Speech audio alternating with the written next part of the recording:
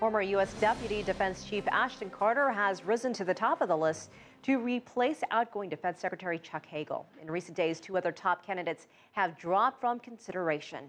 CCTV's Jessica Stone has been tracking all the developments and joins us now. And Jessica, what can you tell us about Carter? Well, here's what we do know. He has had a very long career in defense work, and it actually dates back to the Clinton presidency. Carter spent 2 years as well as Defense Secretary Chuck Hagel's number 2 at the Pentagon. He left last December. He has worked extensively on denuclearization of the former Soviet republics after the Cold War and on the Korean Peninsula. Unlike Hagel, Ashton Carter has not served in the U.S. military, but he does have a lot of experience on the management and budget side of defense work. He's somebody that certainly deserves and has demonstrated strong bipartisan support for his previous service in government. He's somebody that does have a detailed understanding of the way that the Department of Defense works.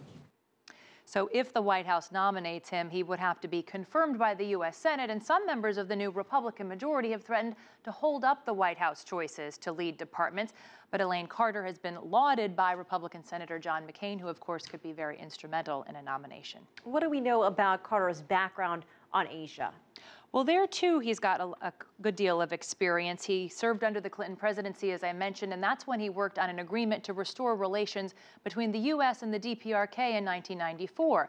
That agreement, of course, later broke down in 2003, but Carter spent time in the region as recently as last spring. Just ahead of that trip, he gave a speech at a Washington, D.C. think tank where he reaffirmed the administration's commitment to the Asia pivot, despite required budget cuts.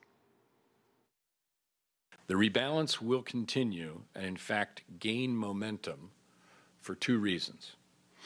First, U.S. interests in the region are enduring, and so also will be our political and economic presence there.